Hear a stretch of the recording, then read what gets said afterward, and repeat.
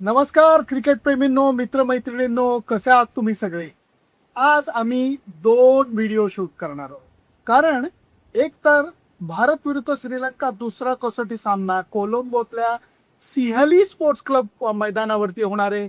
त्याचं पहिल्यांदा आम्ही प्रिव्ह्यू सादर करणार आहोत. माझ्यासोबत माझा उच्च शिक्षित आणि त्याचबरोबर BBC टेस्ट मॅच स्पेशलचा कॉमेंटेटर प्रकाश वाकणकर, ज्याला तुम्ही ओळखता, तो आज सोबत आहे. तोही मॅच बघायला आला. आमचा मित्र धनंजय गोडबोले आलेला आहे पुण्याहून मॅच बघायला, आणि म्हणून तुम्हाला तो पहिला सादर करणार आणि नंतर एका खास खेळाडूविषयी आम्ही दुसरा व्हिडिओ सादर करणार आहोत. तेव्हा अजिबात कुठेही जाऊ नका, बघत राहा तुमचा आवडता कार्यक्रम सुनंदन लेले क्रिकेट अँड बियॉन्ड. प्रकाश, श्रीलंकेमध्ये असंख्य सामने तू बघितलेले आहेत, असंख्य सामने तू कव्हर केलेले आहेत. प्रत्येक ठिकाणची परिस्थिती वेगळी आहे रे. म्हणजे कॅन्डी पॅलिकेलेचं वेगळं आहे संपूर्णपणे, वॉलचं वेगळं होतं, डंबुलाला आपण वन डे वगैरे कव्हर केल्यात, पण कोलंबो हे वेगळं प्रकरण आहे. कोलंबो हे तर वेगळं आहेच सुनंदन, परंतु कोलंबोतले दोन्ही मैदानही किती वेगळे. प्रचंड तिन्ही विसरलो. पिसारा ओव्हल म्हणजे सगळा साराचं वाट लागते व्हिजिटर्सची. प्रेमदासा, जिथे मला सगळ्यात महत्वाची टॉस जिंका, मॅच जिंका, आणि संपल्यानंतर किती लोक बाहेर पडतात. लोक काहीतरी 24 का 25 गेट्स आहे. पण उद्याची जी मॅच आहे ती आहे सिनली स्पोर्ट्स क्लब. हे म्हणजे कसं PYC जिमखाना आहे किंवा डेक्कन जिमखाना असं आहे. त्यामुळे प्रत्येक ठिकाणचं मला वाटतं समुद्राच्या इतके जवळ असल्यामुळे, हवामान सारखं वेगळं असल्यामुळे, ह्युमिडिटी, टेम्परेचर आणि ऑपोजिशन या सगळ्या गोष्टी सारख्या वेगवेगळ्या पद्धतीने they are playing a variable role. आणि मला एक किस्सा आठवतो, तू नाव ऐकलं असेल कदाचित. सचिन तेंडुलकर म्हणून एक खेळाडू होता एक होता. त्यांनी मला सांगितलं होतं, इथे एकदा मॅच खेळत होते ते कोलंबोमध्ये प्रेमदासा मैदानावर, आणि पहिली बॅटिंग करायची संधी भारताला मिळाली आणि भारताने 8 आऊट 550 केला. 167 ओव्हरची फिल्डिंग श्रीलंकेला करायला लावली आणि डाव घोषित करून टाकला. आणि आत येत असताना तो म्हणला की 167 धावांची ओव्हरची फिल्डिंग करून सुद्धा श्रीलंकन संघ अशा हसत होते.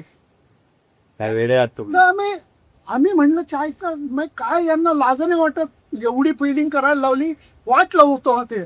आणि नंतर त्यांच्या हसण्याचे का कारण होतं नंतर कळलं. कारण त्यांनी प्रकाश जास्त स्कोर नाही केला. त्यांनी 4 का 6 आऊट 900च्या पुढचा स्कोर केला. एक अख्खा दिवस मानामा आणि जयसूर यांनी अख्खा दिवस बॅटिंग केली. म्हणजे द्रविड आणि लक्ष्मणनी जसे अख्खा दिवस कसे अख्खा दिवस, आणि त्यांनी 260-70 ओव्हर मारताना. तुम्ही 160 तर आम्ही 260. तर म्हणून मी म्हटलं की कोलंबोला आल्यानंतर वेगळं असतं. कारण हे सिंहली स्पोर्ट्स क्लबचा इतिहास प्रकाश चांगला नाहीये. नाही, आपला तर नाहीच आहे, आणि व्हिजिटिंग टिप्सचा जनरली नाही आहे. गेल्या काही वर्षात थोडासा सक्सेस मिळालेला आहे, ऑस्ट्रेलियाला मिळाला आहे वगैरे वगैरे, पण ते श्रीलंकेच्या क्रिकेटचं थोडंसं डिक्लाईन आहे त्यामुळे आहे. पण आपण सुद्धा डिक्लाईन मधनं जरा असं बुडता असं तोंड बाहेर काढलेलं आहे, बॉलला थोडंसं नाक बाहेर काढलेलं आहे. तर असं काही होणार नाहीये की आपण आता डॉमिनेटिंग आहोत, लिडर आहोत, अजिबात नाही. And Sri Lanka will want to come hard. आज बघितलं ना ते ऑस्ट्रेलियाला हरवल्यानंतर बांगलादेशची काय हालत झाली ते. बोलूच नकोस. कारण प्रकाश, गंमत अशी आहे, हे जे सिंहली स्पोर्ट्स क्लबचं मैदान आहे, तिथे मी काही कसोटी सामने कव्हर केले. त्याचं वर्णन तुम्हाला सांगतो. 2008 साली इथे मुथय्या मुरलीधरन आणि अजंता मेंडिस यांनी दोघांनी मिळून आपली वाट लावलेली होती. दोघांनी मिळून 20 पैकी, दोन्ही डावातल्या 10-10 20 विकेटपैकी 18 विकेट या दोघांनी खाऊन टाकल्या होत्या आणि भारताला सपाटून पराभवाचा धक्का दिलेला होता. 2010 साली या सिंहली स्पोर्ट्स क्लबवरती तुम्ही जेव्हा, आम्ही जेवतो, आपण 600-700 रन्स केल्या, त्यांनी 500-700 रन्स केल्या. या विकेटवरती फलंदाजांचे लाड होतात आणि गोलंदाजांचे हाल होतात. अपवाद फक्त 2017 सालच्या कसोटीचा होता की ज्यावेळेला भारताने तर 600 धावा केल्या आणि त्याच्यानंतर अश्विनच्या अप्रतिम बॉलिंगमुळे पहिला डाव श्रीलंकेचा 180च्या आसपासच्या धावसंख्येत गुंडाळला गेला. सेकंड इनिंगमध्ये त्यांनी प्रतिकार केला, पण तरी जडेजाने 5 विकेट काढल्या आणि आपल्याला सामना जिंकून दिलेला होता. ही एकमेव चांगली आठवण आहे रे मित्र. नाहीतर सिंहली स्पोर्ट्स क्लब त्रास देत आलाय आपल्याला त्रास देत आला. मी म्हणल्याप्रमाणे बाकीच्या सगळ्या टीम्सना पण त्रास देत आलेला आहे. परंतु मजा अशी आहे की बघ आउटस्टँडिंग परफॉर्मन्सेस हे तुम्हाला कुठल्याही कंडिशनमध्ये चान्स देतात. हो. आणि तू जसं सांगितलंस की मुद्दा मुरलीधरन तर म्हणजे काय काचेच्या पिचवर सुद्धा तो बॉल आडवा वळवू शकेल. त्याला काय फरक पडतो. क्रिकेट कसे असो त्याचं पुढे शोएब अख्तर सारखं आहे. पिच कसे बनवावं हवेत तर माझा बॉल आहे ना. माझं राज्य. हा.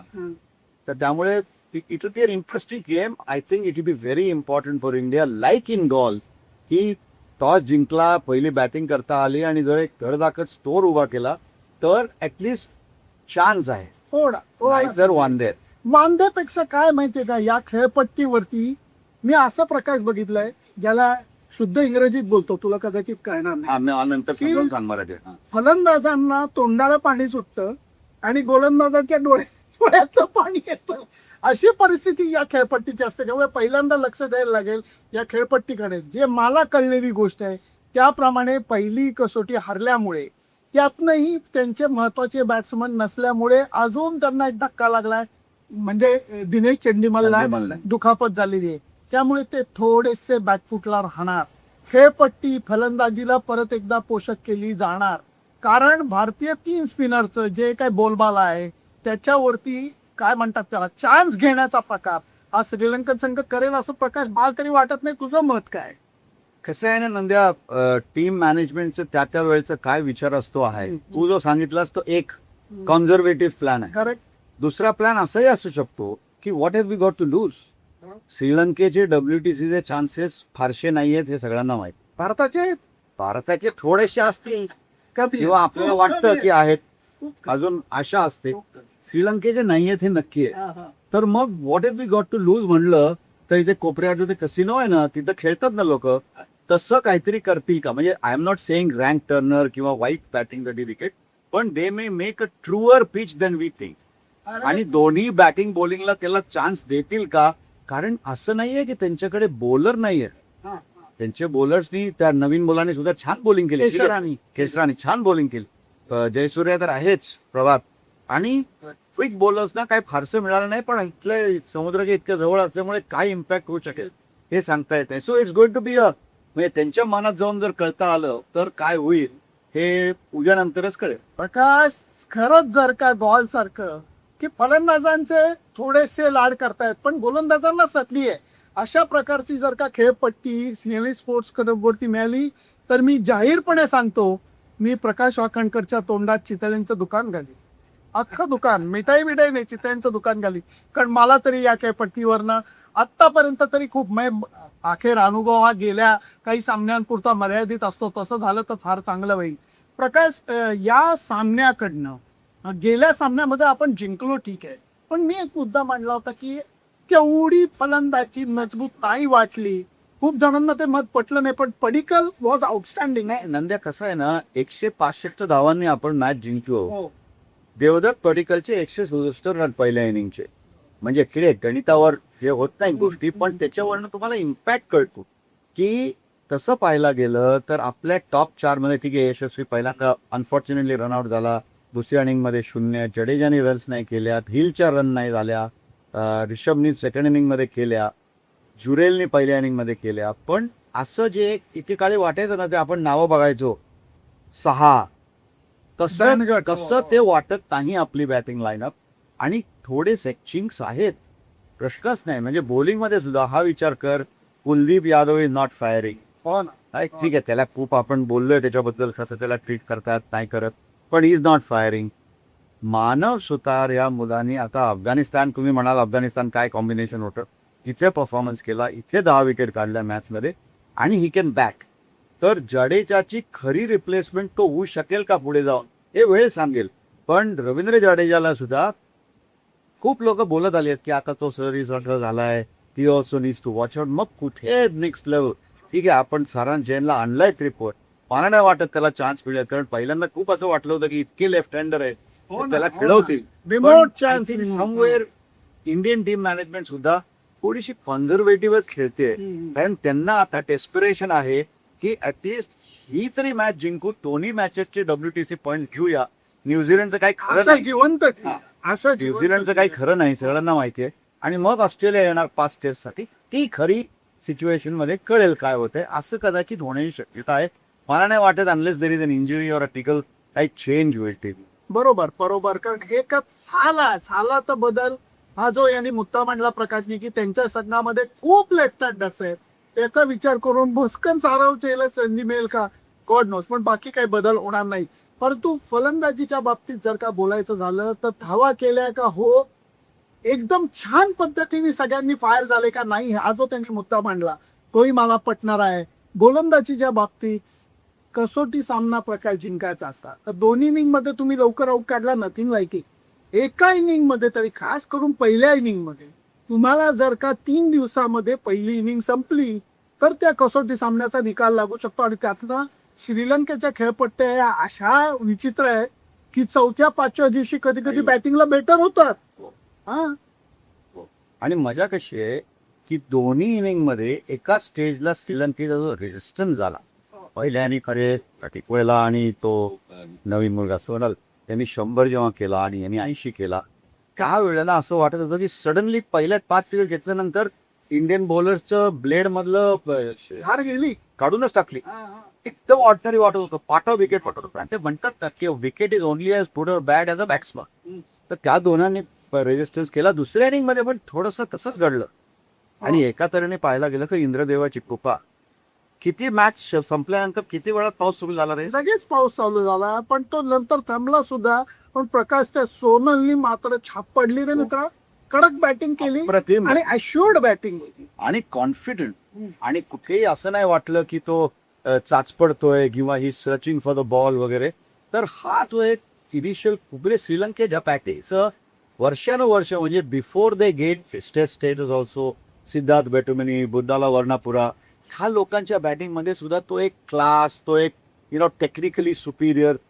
थोडंसं या श्रीलंकेच्या बॅटिंगमध्ये आता ते ही मजा येत नाही. म्हणजे तो महिला कुठे आहे, तो संघा कुठे आहे, तो जयसूर्या कुठे आहे, हे आता जसं आपण शोधतो गांगुली कुठे आहे, तेंडुलकर कुठे आहे, तसंच ते थोडंसं व्हायला लागलं. आपण बॅटिंगमध्ये KL राहुलचं नाव घेतलं नाही. KL राहुल मात्र जेव्हापासून वर यायला लागलाय त्यांनी बॅटिंग जुन्या पद्धतीने, ज्याला ओल्ड फॅशन टेस्ट क्रिकेट म्हणतात, तसं तो करतोय. आणि one has to get ready for New Zealand. कारण न्यूझीलंडमध्ये आत्ता बोलण्यात अर्थ नाही, पण काय काय होते तुला जास्त माहिती. तुम्ही कोणाला सांगू नका, आम्ही कोणाला सांगितलं नाहीये, पण ही जोडी न्यूझीलंडमध्ये टेस्ट क्रिकेटच्या वेळेला प्रिव्ह्यू करणार आहे. फक्त कोणाला कळून देऊ नका, कारण आम्ही हे सिक्रेट ठेवलंय. पण प्रकाश, मी एवढंच म्हणेन, पहिला कसोटी सामना जिंकलाय, नाक जे आहे ते पाण्याच्या वर आलेलं आहे. दुसऱ्या कसोटी सामन्याकडे आशेने बघण्यासाठी पूर्ण स्कोप आहे. अर्थात खेळपट्टी जरा गोलंदाजांना अगदीच धपाटे घालणारे नसली तर काहीतरी होऊ शकतं. आणि जे आम्ही मुद्दा मांडला की पहिल्या इनिंगची टोटली महत्वाची राहणार, बॅटिंग येऊ देत, बॉलिंग येऊ देत, त्याच्यामध्ये तफावत नसली पाहिजे. आणि मित्रांनो, मैत्रिणींनो, 3 दिवसामध्ये जर का पहिला डाव संपला तर या कसोटी सामन्याच्या निकालाकडे प्रवास होऊ शकतो. भारतीय संघाची मनोमन इच्छा आहे की 2-0 असा आकडा घेऊनच न्यूझीलंडला जायचं. काय होतंय बघूया प्रकाश. त्यामुळे मित्रांनो, मैत्रिणींनो, आमची मतं आम्ही तुमच्या समोर मांडली. तुमची मतं काय आहेत ते आम्हाला नक्की कळवा. फक्त त्याच्याकरता आमचं फेसबुक पेज, इंस्टाग्राम अकाउंट आणि यूट्यूब चॅनल लाईक, शेअर आणि सबस्क्राईब करायला विसरू नका. आणि हो, हा जसा एक व्हिडिओ करतोय तसं एका खास खेळाडूच्या बाबतीतही व्हिडिओ करतोय, त्यामुळे त्याच्याकडे नजर ठेवा. Bye bye. नमस्कार.